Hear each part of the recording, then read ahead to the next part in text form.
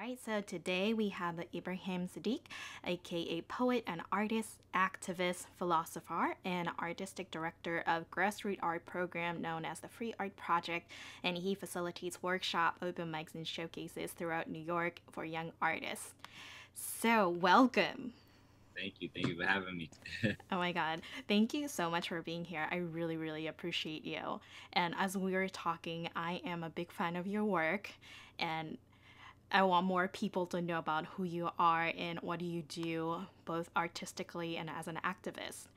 Before we jump in, how do you identify yourself and what is the one thing that people don't know about you? Artist, activist, educator. I try to use my art as a vehicle for activism and social change. Revolutionary and I guess of sorts. But yeah, I guess that's how I would identify myself. And what is the one thing that people don't know about you? One thing that people don't know. Wow, that's a hard question. It's probably a lot since I'm like I could be a secluded person. Then it should be a lot to choose from, right? Shouldn't be a hard. Okay, well, I mean, I guess people do know this, but a lot of times when people find out, I guess they're surprised. Even though I mentioned it in my art sometimes, that I've been vegan since for like past, I guess like 13 years, 12, 13 years. So I don't know. I guess that's something. Wow, vegan for 13 years. That's a commitment. um, I hear something. Matter of fact, I was just saying to somebody there's something that only a few people know. There's something and it's not for people to feel bad or anything, but this is something that people don't know. I actually have diagnosed in 10th grade a rare syndrome. They recently changed the name. It's like, but it used to be called chronic fatigue syndrome. And basically, what it is like as tired as you feel right before you're about to go to bed. That's how I feel 24/7. And it's been a struggle, and people are like, so how do you do so much and do the things that you do? But I don't know. I just guess I got used to it. Like I said, I was diagnosed with it in 10th grade. The time when I got diagnosed with it, the doctor said that she had only seen in some of my age another, like only one other case in 20 years. Because it's a it's a very rare syndrome. And I was just listening to a podcast about another guy who said he had it and he was like bedridden for 15 years because of it. Um, so yeah, I guess that's something that most people don't know. Shifting it to vegan, did that change anything? Yeah, I felt more. I did definitely felt more energetic, less sluggish. But it also was so the chronic fatigue. It also affects my appetite. It makes me like it's like hard for me to eat sometimes, like or just get up appetite. And because of that, when I first was diagnosed with it in the first year, I had lost like 30 pounds. Just from not wanting to eat. I used to be 180 in high school and then 150, and I've been about that, what I'm saying, since then. And since going vegan, it's harder to gain the weight. I know a lot of people go vegan to lose weight, what I'm saying, but I was trying to put on weight. So that's been a little bit of a struggle in a way. So it's giving me more energy, but also it's sometimes it's harder to gain weight. But I've been finding the balance between the two. Yeah. I'm glad to hear that you're finding the balance. Yeah. That is a half of the battle, I feel like, for anything, right? As an artist, you go by aka poet. Can you please tell me what that stands for and history behind it? What inspired you? Definitely. AKA Poet. Poet is an acronym for putting out eternal thought, based on the notion that thought is creative energy, and just be mindful of what you put out into the world, and how I got that acronym is, so I started writing poetry, when I was like 15 years old. And when people started to know that I wrote poetry, a lot of times when you get nicknames, in your neighborhood, they usually just call you what you do. So they call me Poet, Poet, hey, Poet, what's up, Poet? And so that kind of stuck with me, but I didn't really, I thought it was too plain, so I wanted to come up with something, and I wanted to come up with an acronym. I was thinking on it for so long, and one day I was just driving in the car and it just hit me, like putting out eternal thoughts. I'm like, oh, that's it, So that was like when I was like 18 years old, 19 is when I came up with the acronym for that, and that's basically the origin of it. Yeah. And I bet people ask you all the time. Yeah, definitely. Yeah, I get asked that often because they're curious, like, all right, where does this name come from, and the acronym. How did you come up with the breakdown of what does it mean? It's variations that I get asked. Yeah, absolutely. Putting out eternal thoughts. And You're a philosopher. Yes, I would say so. I like to think, and I like to just put my thoughts out there, questions. I like to get other people to think and question their thoughts and opinions and views and whatnot. So yeah, I would say I'm a philosopher, definitely. Like, what is it about people that interests you? Because you mentioned you like asking questions. Just human achievement, things that people can do, and it's if you think about like all human achievement started out with an idea, and you have to think it before you can create it. So those two have just always fascinated me, just seeing where your thoughts can lead you, exploring on these thoughts and building with other people to kind of bounce those thoughts off of each other and grow. Because with human achievement and the work that I do in general comes through collaboration. You can't really do things alone, so you need those other people to kind of bounce those things, those ideas off of and build and grow with in a metaphoric way and in a physical way. You do a lot of work with youth. Yeah, tell me more about that. Yeah, so I do a couple things. One, I run a grassroots arts program called the Free Art Project, and we mainly do workshops between the Bronx and Westchester County. And then I also work within different correctional facilities. I worked in Rikers and other youth facilities like Children's Villages, which is in Westchester County. Otisville Correctional Facility. That's for adults, but that's another correctional facility. And basically, what I try to do is connect with these youth while they're in the facilities, and then through my programming in the Bronx and Westchester, create a space for these youth once they're released from the facilities to come home to something constructive. Because a lot of times the reason why they're in the position that they're in is because they just didn't have any place to utilize any resources, any place to grow and express themselves in a constructive manner. Because I know as a youth, a lot of times we got in trouble because it's just was nothing else to do, and we trying to find things to do, and you also find yourself in destructive things if you can't find any constructive way to direct that energy. So I'm just trying to, in a way, be the person that I needed when I was a youth to keep me out of trouble. I didn't really have that. So yeah, we try to explore their interests through this program. It's basically based around a mentoring program, and we find that a lot of them are into either writing poetry or music. So we've created a music program where we're expanding and trying to build a studio in the Bronx. We already have we have a studio space, but the owners of the space that we use gave us full access to the basement. So we're trying to expand that program. They're into podcasting and things of that nature. Just trying to give them positive outlets to express Program. themselves. What are the basic age range for the youth programs? I would say like early teens, 13, 14 to about 22, 21, 22 is like the average. There's a big gap, because in the correctional facilities I work with, I one of the facilities I work at is Horizons, where the youth are 18 years or younger. They're actually younger than 18 years old, and then I also work at Rikers with the young adults that are 18 to 22. And then also I mentor youth in the Bronx as well, and they range in age from the youngest now is 19. It's been a few years, so he's 19 now, and then the oldest is like 23, 24. So yeah, it varies. And then like I said, then I do work in Westchester County at the Boys and Girls Club, where I've been working for 3 years running a music program there, and those are middle school age, so they're 13, 14. The oldest is maybe 15. So I work with all various groups. I love it. So you mentioned earlier, like you found yourself or you started writing poetry at 15 years old, right? So there are a lot you can relate to it. Two questions. First one is, how did you meet poetry? And the second question is, when you introduce poetry or any type of expressive way to these youth, like how are their reaction and have they been evolving since they found that? Okay. So yeah. So how I first met poetry. Like I said, I was 15 years old, and my father had just recently passed away, and I found myself in my room just writing. Not necessarily writing a poem, but I was just jotting down questions. Just about thinking about life, thinking about death, his life, just life in general, death in general, and I was jotting these questions down, and I realized like the first couple lines they had rhymed, but I didn't mean for it to rhyme. So I'm like, hey, let me see if I can make all the like this whole thing rhyme with just questions, you know.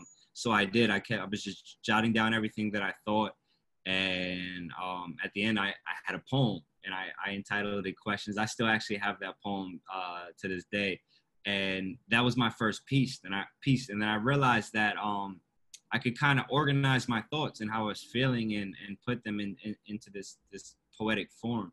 So I would do that from time to time. From age 15 to 18, I would just write by myself. Like I would just keep it to myself. And I guess my mother was cleaning up my stuff one time. She found my papers. I was out, I guess out late, right? She was just organizing. She saw my poem. She's like, "You write poetry?" I was like, "Yeah, I just, I've been trying it and stuff." So one time she was at a coffee house. She told me to come down and meet her down there. And I got down there, setting up a microphone and stuff. I'm like, "What's going on here?" She's like, "Open mic." I'm like, "Oh, open mic, that's cool." And so she's like, "You should get on. You should try." I'm like, "No, I'm not doing that." I'm like, oh.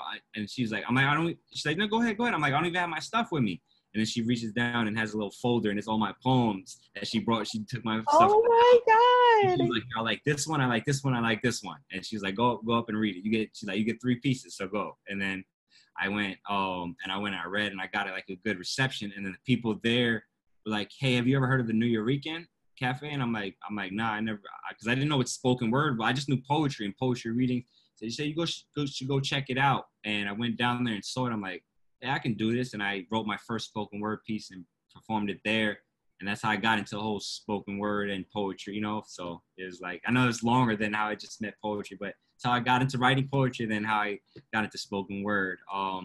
And sorry, I think I forgot the second question. No, I'll totally repeat that. But I love that story. I can't. Well, That makes me feel so excited. Your mom was the person who gave you the first opportunity to share that piece. Yeah, so I'm always thankful for that. Even though like since then we've fallen out, for other reasons, because she got remarried. Me and her new husband don't really get along and stuff. So it's been a fallout. But I'm thankful for that she gave me that first initial push to get up there and do it. Because who knows, I probably would have never died. I mean, I'm still afraid of speaking in public, but I've done it so much that I can just do it now. Not so afraid, but I get a little nervous and whatnot still. But I used to be deathly afraid of it. And I wouldn't perform anywhere. My first like year or so going to open mics, I wouldn't perform unless my friends came with me and they were in the audience like as support, so they would have to come to all my open mics and stuff. But yeah, it's so yeah. I'm thankful for her for giving me that initial push to get up there. Wow, I can't even imagine that because the right now the way you show up in front of the mic, it's so powerful, and you have such a charisma that I would not have imagined. Yeah. Appreciate that. Thank you. So you found the poetry through your personal experience that you just mentioned. So now that you are sharing that with the youth that you're working with, right? When they find the way they get to express themselves, what have you witnessed? Oh yeah, it's a beautiful thing, especially with seeing like a lot of the younger kids. In like my middle school age, because a lot of them they still in that I mean even in high school age too, but they seem to be real preoccupied with how they look and what others think about them, and they're reluctant to express themselves. But I've seen them over the course, because I've taken one student, Lance. He was kind of like not an outcast, but he doesn't have the biggest social group, and me and him took him and we recorded this song, and he's always been great at expressing himself. And uh, when the kids heard the song that he made and how he expressed himself on that inspired them. Then you had all these other kids wanting to express themselves, and I always get a joy out of that, because I wish, even though like I said I had my mother that pushed me out there and do that, there were really no spaces as far as programming and stuff like when I was younger to really utilize that. Because if I would have been able to utilize that at a younger age, maybe I would have been able to navigate through some of the troubles that I had earlier on. And so when I see them able to express themselves and not afraid to speak out, and because I tell them that you can use your voice, and use this art as to address things that you care about or that concern you and whatnot. When I see them not afraid to do that, it's just it's an amazing feeling. Like I love it. I get everything from it. I love to see them. Not to say I love to see them in their shells, but I love to see them when coming from the in a shell and then breaking out of that and going on to express themselves. And now like even some of my kids, the middle school kids, they're published. Like I have a book. We published the book. You know, they're self published. So it's like, and I told them like you're like you're about a decade and a half above, you know, beyond me because I said I didn't publish my first book until like my mid late 20s, and you're not even in high school yet, and you already published the book. So it's like I just it's just amazing. Yeah. Oh, that inspires me so I much. answered the question. I sometimes I go on tangents. You know, a lot of times I go on tangents. I love it because you always share it with so much joy, and I can see how you excited you are. So it's not tangent, it's the same topic. Okay, my next question, with what's going on in the world right at this moment. First, it was pandemic, and now it's a civil rights movement. And how has that affected you as a person? And also, like, how has this affected your programming or working with kids?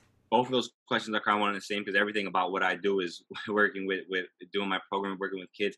Like at first it was an initial shock because everything was at a halt. You know, like every single thing I do as far as whether it be my performances, whether it be my workshops in after school programs, workshops in the jails, just everything has stopped. And though I haven't had direct contact with my students that are in Rikers, I've been sending them packets, you know, lesson plans and keeping up, at least so they were able to keep up with the writing, sending them prompts and different things. Although they're not sending stuff back because of the whole, you know, the COVID thing and whatnot. So I'm not able to see how they're responding to this. So it's definitely a change. It's weird not it's weird just putting together a teaching packet and sending it off and not being there with them to build on them with that. And I'm just thinking about how things are going to go moving forward. Like even with my youth that I mentor in the Bronx and the music program that we have here in the Bronx is, you know, as far as regulations and how things are going to go. And you know, it's all about they usually thrive off being all around each other, you know, and they build off of that. So I'm just trying to see how we're going to do that moving forward. Just with COVID and then with the, you know, with the massive protests going on right now. This I was just speaking. I had another Zoom meeting yesterday when they were asking me about this, and I was saying like working with incarcerated youth and dealing with these things. This is a topic that I'm often, you know, in the midst of dealing with. So unfortunately it doesn't seem like anything new to me, you know, but the fortunate part is seeing how widespread the support and how I'm just hoping that we can transmute this energy right now into the change that we need, you know, because I see often we get so much great energy with these protests, but then it often dies down afterwards. And not, I don't think because of lack of interest, but because people don't really know what the next steps are, you know, and people don't really step up and speak on that. But I think a lot of things are being presented now as ways to change and ways to move forward. So the people that are getting around this are able to see, okay, there's steps to move forward. So I'm hopeful for that, and I'm hoping that this continues to change and we continue to push this work forward. So yeah, I'm just standing by watching and also I mean involved doing my part, but in watching and see where overall where this is going to take us, you know, as a people. Yeah, it's a scary time. It's an exciting time. It's a hopeful time. It's crazy. It's just it's overall craziness. Yeah, it feels like everything is there. Like this definitely was the huge catalyst for everybody to wake up. And yeah, I think about the same thing. Like when this heat or momentum, quote unquote, died down, then who are gonna still be in this war, right? I had a few questions, but it got me curious. When did you realize you're an activist? I've always not to I can't say I always known, but I always felt like something was up with just the way the system was. And in school, like in school, I dropped out after 10th grade because I just felt like they were teaching us what to think and not how to think, you know, and not process things for ourselves. And they were trying to give us opinions and think also things that I've known to not be true and not be correct that were in these textbooks and things like that. As a youth, just I've unfortunately I had much police contact, and was in court. I was in and out of court from age like 14 to 22, and some things were my own fault, and things that I willingly got myself into, but other things I kind of saw how the unfairness and things, and kind of made me.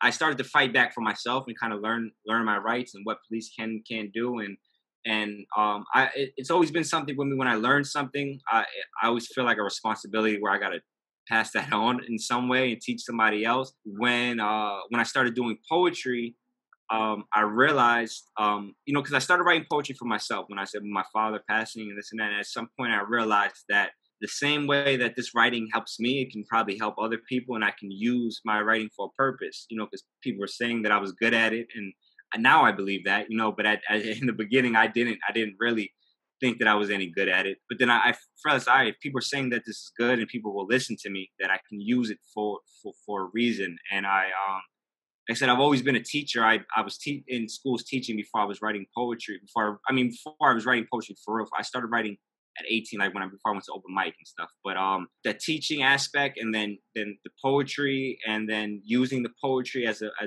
I said, as a vehicle for social activism. I don't know. I don't know exact point where but there was a point where it came together. I would say probably because when I was 18, I used to work in a school. I was a teaching assistant. It was a school for emotionally handicapped children. So I had everything from like Asperger's to OCD, bipolar disorder. So it was an alternative school. So it was a school within a school. So it was Rockland Middle School, and that school was an alternative school for kids that were kicked out of their home district. And then this school was a Fieldstone Academy, which was within that smaller school. When I on my breaks there, I would write poetry on my lunch break, and the school psychologist there, she saw me writing one day and wanted to read it, and she read it, and I guess she was moved by it, and asked me would I come by once a week and do a writing workshop with the kids for her to because she did it as a group therapy session, and if I would do that. And I just said yes because I'm always down. If it's down to help, I say, even though I never taught a workshop before that or whatever, that's when I really saw that my art could help, and then I think that was the start of it, where where it evolved from there, and where I saw I can use it, just going from just a therapy thing where I can actually use it for like I said, activism and social change. But I don't think there's any one point, but I guess if I had to pick one, that is the one thing. But I think it's always been in me. I think it's always been in me because as a youth, and like my parents are always there in fields that are directed towards helping people, and they were coming up. They were always outspoken and activist driven, and they always taught me to kind of think for myself and speak up for things that I didn't think were correct or right, And my mother at a young age too, like I would speak to her and things there was one incident happened at school, and I thought something was racist. It was like in third grade, and I told her, and she went to the school and went off. And Wow. yeah, and just so that just showed me. I don't know. I think so. Like I said, I think it was just everything that I've been through coming up. Has made me just realize that I see things aren't right, and I if I have a voice and I can speak up, and I'm not scared to speak up, I should do for those that are not willing or nervous or whatever the case may be, or just don't know how to speak up. So you've been asking question all these time. You've been writing all the time. You've been teaching. So what is the world you would like to see? Just a world where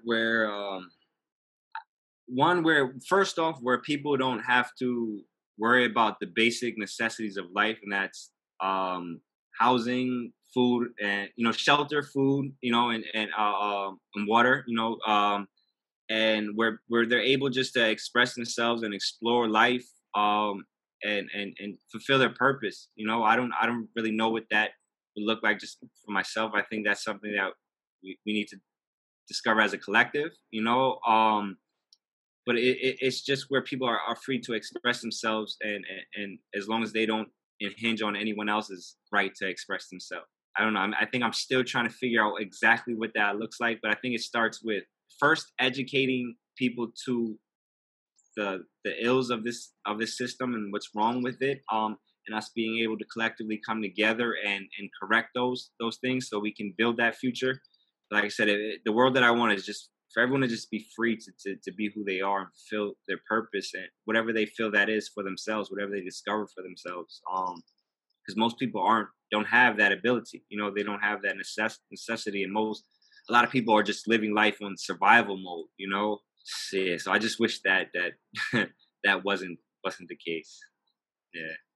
I feel I'm getting like emotional just thinking about it, but No, that just means that it means a lot, right? And it's coming from your heart. So thank you for sharing. yeah, sure. I want more people to like be able to articulate what that word looks like. Exactly. Yeah, they don't have that rest point, and then just to sit back and think. Yeah, it's a constant move from from 1 minute to the next. Yeah, definitely. I feel you. And Sure. is there any piece that you would like to share right at this moment? Yeah, I can share a piece. I guess it would be appropriate since the last thing I said is just me wanting a world for people to be able to find their potential, for their purpose and whatnot. So I guess this piece is about just everyone having the potential for greatness and being in search for that, whatever that means to you. All right. Most possess the potential. They just lack the essential utensils. But I drop gems, so you should use the jewels that I lent you. First off, forget all you were taught. There's a need. I believe I can help spark an original thought. Because I create constant friction with my conscious diction, so you no longer have to be a contradiction. Just living to die.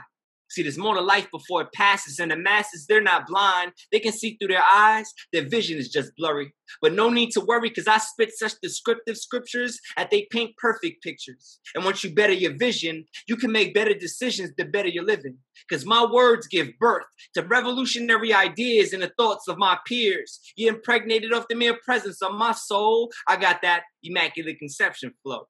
I'm exceptional.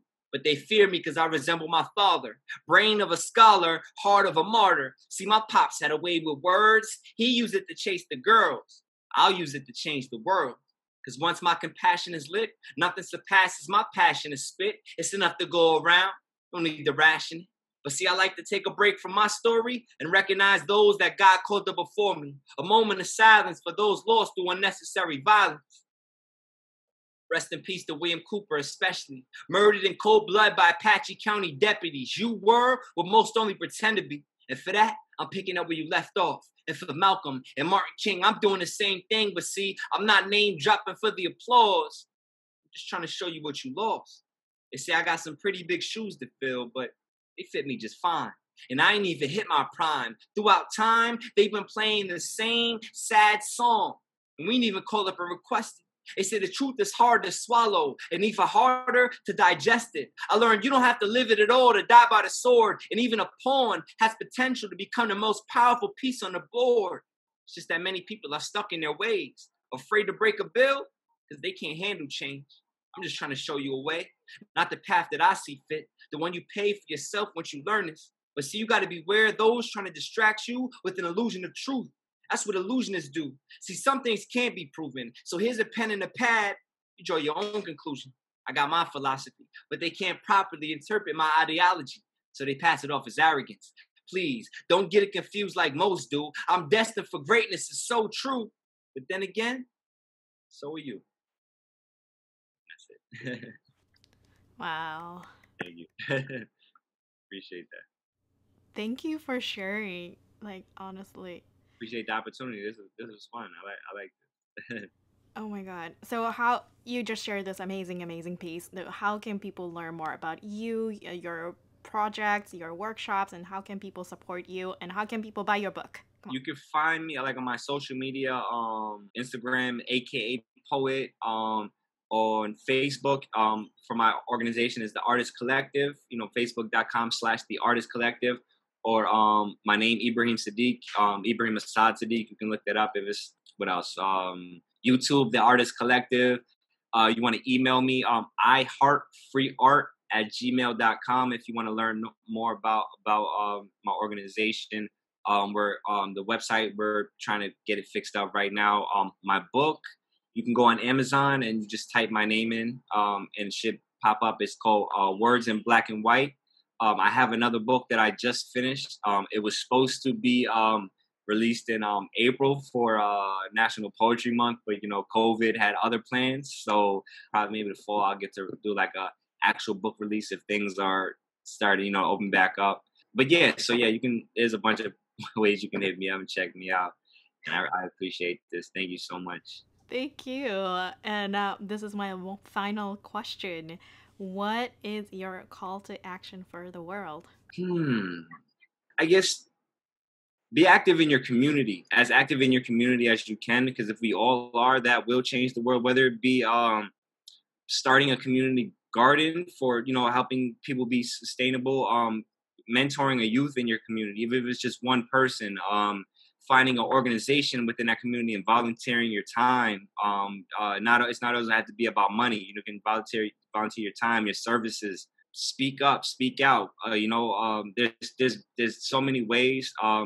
Come get involved with something that we're doing. We do annual book bag drives. We for back to school. We do coat drives and hygiene supply drives for homeless. If you're looking to just get involved and do something, we're starting community gardens in the Bronx and Brooklyn.